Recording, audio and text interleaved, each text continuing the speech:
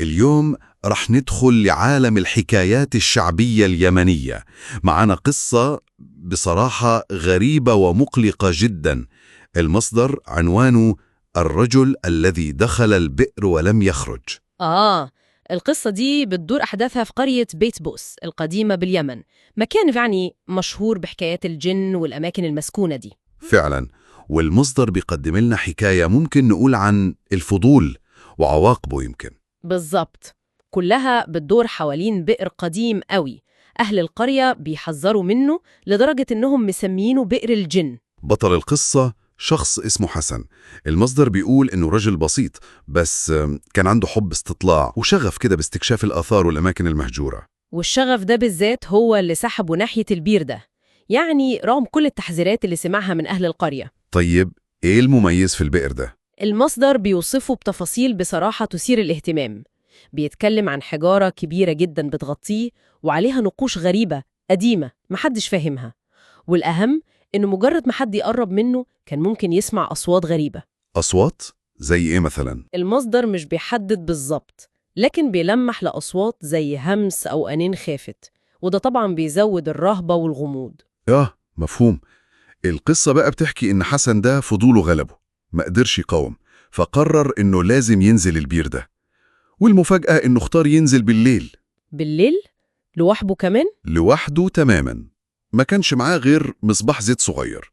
والمصدر بيقول إنه بصعوبة يعني قدر يزيح الحجارة التقيلة دي عن فتحة البير. يا ساتر! أول ما فتح البير سمع صوت زي أنين طالع من جوه. ومع ذلك كمل.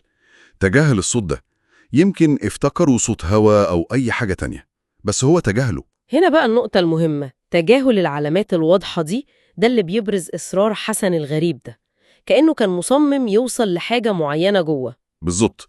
المهم، ربط حبل وبدأ ينزل في البير. بعد ما نزل كام متر، المصدر بيوصف إحساسه بقى. حس بجدران البير الرطبة اللزجة، وشاف تحت المية السوداء الراكدة في قاع البير. تفاصيل حسية بتنقل الجو تماماً. والأكتر رعب بقى إنه فجأة سمع صوت أنفاس قريبة جدا منه، كأن في حد معاه في الضلة دي. يا لطيف، دي التفاصيل اللي بتخلي القصة مرعبة فعلاً. الرطوبة، السواد، والصوت الغامض ده. المصدر هنا بيبني التوتر خطوة بخطوة، بتحس كأنك نازل معاه. وفي اللحظة اللي خلاص الرعب سيطر عليه، وقرر إنه لازم يطلع فوراً. فجأة حس بإيد مسكت رجله. إيد؟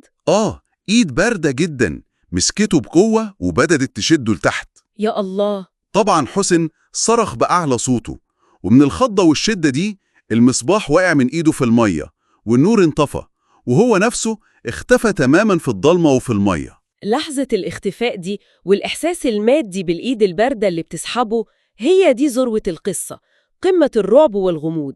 الموضوع هنا مش مجرد إنه تاه أو فرق، لأ، في تدخل واضح لحاجة مش طبيعية. صحيح. عشان كده تاني يوم الصبح أهل القرية لما افتقدوه وراحوا عند البير، لقوا الحبل لسه متعلق والمصباح بتاعه طافي على وش المية، لكن حسن ملوش أي أثر. والمصدر بيضيف إن في شاب شجاع من القرية تطوع ونزل يدور عليه. نزل لحد القاع ورجع قال إنه ملقاش أي حاجة، لا جثة ولا أي دليل على اللي حصل لحسن. اختفى تماما، كأن الأرض انشقت وبلعته. ونقطة عدم العثور على الجثة دي هي اللي رسخت القصة كأسطورة خارقة للطبيعة في عقول أهل القرية. يعني لو كانوا لقوا جثة كان ممكن يبقى مجرد حادث غرق، لكن الاختفاء الكامل ده هو اللي فتح باب التفسيرات التانية. طبعا بعد اللي حصل ده أهل القرية خافوا جدا، وقرروا إنهم لازم يقفلوا البير ده نهائي. جابوا حجارة وتراب وردموه تماما عشان محدش يفكر يقرب منه تاني. ومن يومها قصة حسن بقت أسطورة في القرية، بيحكوها الأجيال لبعضها، تحذير يعني من الفضول اللي ممكن يودي في داهية ومن تحدي الأماكن اللي زي دي. والمصدر بيأكد إن الأسطورة دي لسه عايشة لحد دلوقتي. صحيح، الكبار في السن لسه بيحذروا الشباب خصوصا وقت المغرب من مجرد المرور جنب مكان البير القديم ده، وبيقولوا يعني إن اللي بيركز قوي ممكن يسمع صوت حسن بينادي من تحت الأرض. مرعب. والأغرب كمان زي ما بيذكر المصدر إن في شهادات لناس بتقول إنهم أحيانا بيشوفوا بالليل ضوء مصباح خافت، ضوء بيروح وبيجي كده فوق المكان اللي كان فيه البير. كل دي تفاصيل بتخلي الأسئلة الأساسية معلقة في الهوا. إيه اللي سحب حسن لتحت فعلا؟ وفين اختفى؟ غياب الإجابات ده هو سر قوة الأساطير الشعبية دي، هو اللي بيخليها تستمر وتأثر في الناس. وبكده يعني نكون خلصنا استعراضنا للحكاية اليمنية دي، حكاية الرجل الذي دخل البئر ولم يخرج.